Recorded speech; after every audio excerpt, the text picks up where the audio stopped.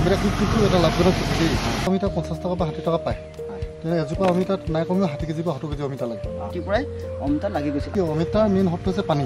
পানী যদি শিপাত যদি পানীটো যদি জমা হৈ যদি লাগি যায়, হালধীয়া হৈ অমিতাজোপা মৰি যায়। এইটো এনেকৈ ওপৰৰ পৰিব, তললৈ গুচি যাব। শিপাডালে মানে কষ্ট নাপায়। যোৱা বছৰ এপ্ৰিল মাহত লগাইছিলে, এবছৰ হৈছে, কিন্তু মাজতে শিল পৰি অলপ প্ৰব্লেম হৈ গ'ল। ইয়াত মোৰ 80 জোপামান আছে অমিতা গোটেই বাৰীখনতে। বেছি পইচা খৰচ নাই, নিজে গোটেইখিনি পইচা আনি পইচাই হেৰি কৰিছোঁ। খুব 1000-1200 টকা খৰচ হৈছে। নমস্কাৰ দৰ্শকসকল, মই পংকজ খানকৰ, আপোনালোকে চাই আছে কৃষি জাগৰণ অসম। দৰ্শকসকল, আজি মই উপস্থিত আছোঁহি ধেমাজি জিলাৰ শ্ৰীপানী মথা ডাঙৰ কৃষক দেৱজিৎ চাংমাই কৃষি ফাৰ্মত। আৰু ইয়াতে আমি তেওঁ কৃষি ফাৰ্মত এইখিনি অমিতাৰ খেতি আমি দেখিবলৈ পাইছোঁ। এই অমিতাৰ খেতিখিনি আপোনাক আমি দেখাবলৈ চেষ্টা কৰিম। তেওঁ কেনেকৈ অমিতা খেতি কৰিছে, অমিতা খেতিত তেওঁ অন্যান্য কিবা খেতি কৰিছে, সেই বিষয়ে আমাৰ দেখাবলৈ চেষ্টা কৰিম। মই প্ৰথমে আপোনাক জনাই লওঁ যে এই অমিতাজোপাত ইমান ওখৰ পৰা, ইমান চাপৰ পৰা, প্ৰায় মাটিৰ পৰাই অমিতা লাগি গৈছিল। আমি কেইখনমান তেওঁ যেতিয়া লাগিছিল, তেতিয়া আমাৰ কেইখনৰ ফটো তেওঁ সামাজিক মাধ্যমত শ্বেয়াৰ কৰিছিলে। আৰু সেই ফটোখন আমি প্ৰথমে স্ক্ৰীণত আপুনি লগাই দিওঁ, আপোনালোকে চাওক কেনেকৈ তেওঁ ইয়াত লাগিছিল অমিতা। আৰু তাৰপাছত আমি এতিয়া যাম, তেওঁ দেখুৱাইছোঁ প্ৰথমে যে এতিয়াও 2-এটা অমিতা লাগি আছে, দেখিছে আপোনালোকে। আৰু তেওঁ কি জাতৰ ইয়াত অমিতা খেতি কৰিছে, কেনেকৈ কৰিছে, বা অমিতা খেতিৰ বিষয়ে দুটামান আমি বিশেষ কথা জানিবলৈ চেষ্টা কৰিম। যিহেতু তেওঁ এই অমিতাবোৰ খুব চাপৰতে লাগিছিল। আৰু এই অমিতা খেতি কৰিলে কেনেকৈ লাভান্বিত হ'ব, বা তেওঁ অমিতা খেতিসমূহ ক'ত বিক্ৰী কৰে, কি জাতৰ অমিতা খেতি কৰিছে আদি কথাবোৰ আমি কৃষক দেৱজিৎ চাংমাইৰ পৰা জানিবলৈ চেষ্টা কৰিম। দাদা, এইটো কি জাতৰ অমিতা? এইটো চিন্তা বুলি এটা অমিতা লগাইছিলোঁ, আৰু এটা লুনা বুলি লগাইছিলোঁ। দুটা জাত আছে। অমিতা খেতিটো এটা লাভজনক খেতি দেই। অমিতা মানে কি, মই যিটো দেখিছোঁ খুব কম জেগাত মানে অমিতা খেতিবিলাক কৰিব পাৰে। অমিতা খেতিটো অমিতাটো মানুহে দুটা হিচাপে ব্যৱহাৰ কৰিব পাৰে, ফল হিচাপে ব্যৱহাৰ কৰিব পাৰে, ইয়াক মানে পাচলি হিচাপে ব্যৱহাৰ কৰিব পাৰে। গতিকে অমিতা খেতি কৰিব পৰাটো ভাল। আৰু অমিতা খেতি কৰা এটা কথা হ'ল কি, অমিতাৰ মেইন শত্ৰু হৈছে পানী। পানী যদি শিপাত যদি পানীটো যদি জমা হৈ যদি লাগি যায়, তেতিয়া অমিতাজোপা পাতবিলাক হালধীয়া হৈ অমিতাজোপা মৰি যায়। গতিকে আমি অমিতা খেতি কৰিবলৈ হ'লে আমি দেখোঁ, এতিয়া আপুনি দেখিছে তলৰ মাটিখন সমান, কিন্তু আমি মাজতে এটা দ্বীপ বনাইছোঁ। এইটো এটা এনেকৈ দ্বীপ বনাই থোৱা আছে। এই দ্বীপটো মানে কি, এইটো দেখিছে আপুনি শুকান তলত হৈ আছে, এই পানীটো এনেকৈ ওপৰৰ পৰিব, তললৈ গুচি যাব। শিপাডালে মানে কষ্ট নাপায়।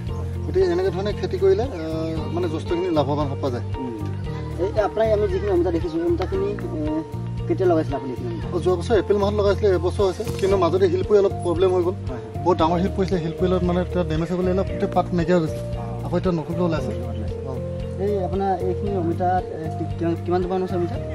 ইয়াত মোৰ 80 জোপামান আছে অমিতা গোটেই বাৰীখনতে। এই 80 জোপা অমিতা খেতি লগাওঁতে কিমান টকা খৰচ হৈছে? বেছি পইচা খৰচ নাই, নিজে গোটেইখিনি পইচা আনি পইচাই হেৰি কৰিছোঁ।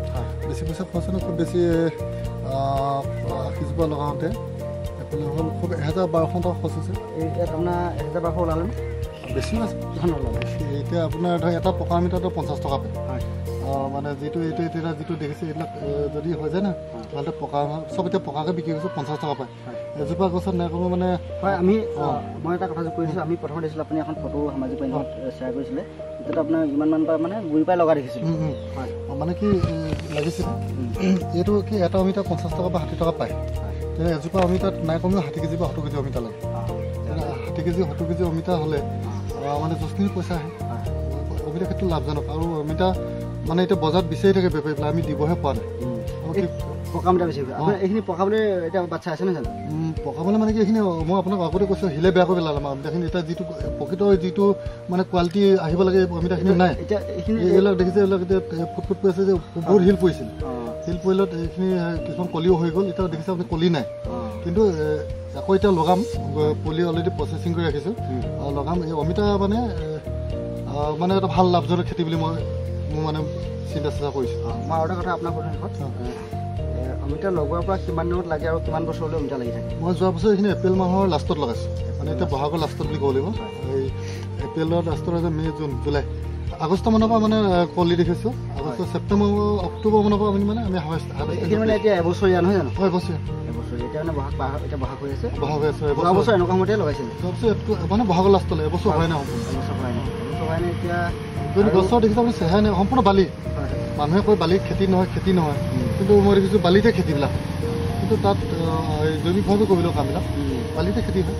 আপুনি দেখিছে এতিয়া বালি এখন ধুনীয়া বালি নদী বালিতে মানে এনেকুৱা হেৰি খেতি আছে। আপোনাৰ যেতিয়া শিল নপোৱাওঁতে বৰ ধুনীয়া আছিলে দেখোন, মানে ধৰক এতিয়া শিল কৰি অলপ বেয়া হয়।